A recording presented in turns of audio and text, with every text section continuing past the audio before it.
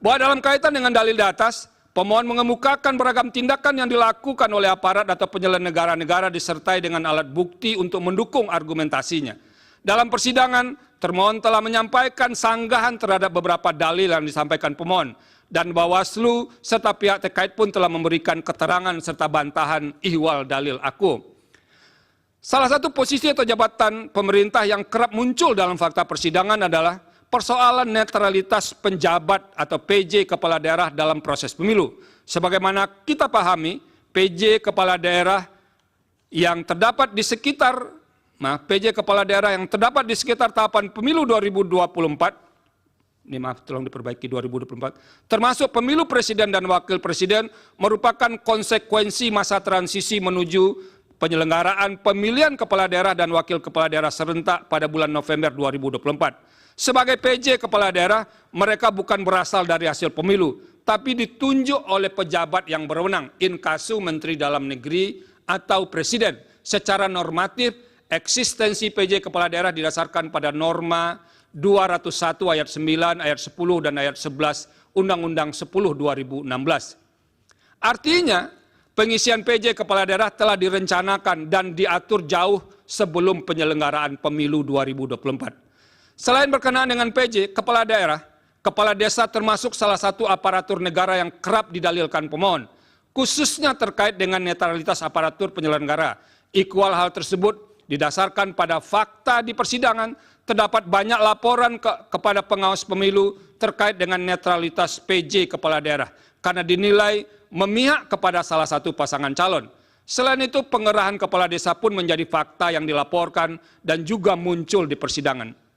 Setelah membaca keterangan Bawaslu dan fakta yang terungkap di persidangan, serta mencermati alat bukti para pihak secara saksama, saya menemukan bahwa terdapat masalah netralitas PJ kepala daerah dan pengerahan kepala desa yang terjadi, antara lain di Sumatera Utara, Jakarta, Banten, Jawa Tengah, Kalimantan Barat, dan Sulawesi Selatan.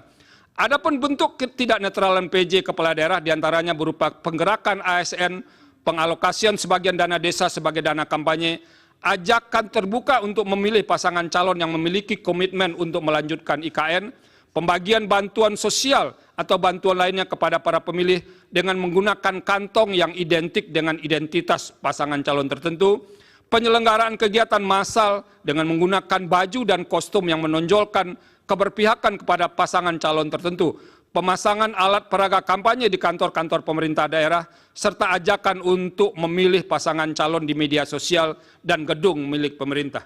Selain soal netralitas PJ kepala daerah, terungkap juga sebagai fakta di persidangan adanya pengerahan atau mobilisasi kepala desa, antara lain seperti di Jakarta dan di Jawa Tengah. Berbagai bentuk ketidaknetralan tersebut telah dilaporkan kepada Bawaslu dan sebagiannya terbukti. Terhadap laporan yang terbukti tersebut, Bawaslu telah merekomendasikan kepada instansi terkait seperti Komisi Aparatur Sipil Negara untuk menindaklanjuti karena terbukti melanggar peraturan perundang-undangan lainnya. Berkaitan dengan ketidaknetralan tersebut, KSN pernah merilis hasil survei pada Desember 2023 yang menunjukkan bahwa sebagian PJ kepala daerah dinilai belum optimal dalam pengawalan netralitas ASN. Salah satu penyebab utamanya adalah intervensi politik sehingga membuat ASN melanggar netralitas. Sementara itu sebagian laporan yang disampaikan kepada Bawaslu dinilai tidak terbukti karena tidak memenuhi syarat formil atau material. Namun Bawaslu tidak memberitahu kekurang lengkapan syarat dimaksud. Hal demikian sebenarnya dapat dipandang sebagai cara Bawaslu menghindar untuk memeriksa substansi laporan yang berkenaan dengan pelanggaran pemilu. Meskipun demikian, saya berkeyakinan bahwa telah terjadi ketidaknetralan sebagian PJ kepala daerah, termasuk perangkat daerah, yang menyebabkan pemilu tidak berlangsung secara jujur dan adil. Semua ini bermuara pada tidak terselenggaranya pemilu yang berintegritas. Dengan demikian, dalil pemohon aku beralasan menurut hukum. Menimbang bahwa berdasarkan seluruh pertimbangan hukum di atas, dalil pemohon sepanjang berkenaan dengan politisasi bansos dan mobilisasi aparat atau aparatur negara, penyelenggara negara adalah beralasan menurut hukum. Oleh karena itu, demi menjaga integritas penyelenggaraan pemilu yang jujur dan adil, maka seharusnya Mahkamah memerintahkan untuk melakukan pemungutan suara ulang di beberapa daerah sebagaimana yang disebut dalam pertimbangan hukum di atas. Terima kasih. Download Tribun X sekarang. Menghadirkan lokal menjadi Indonesia.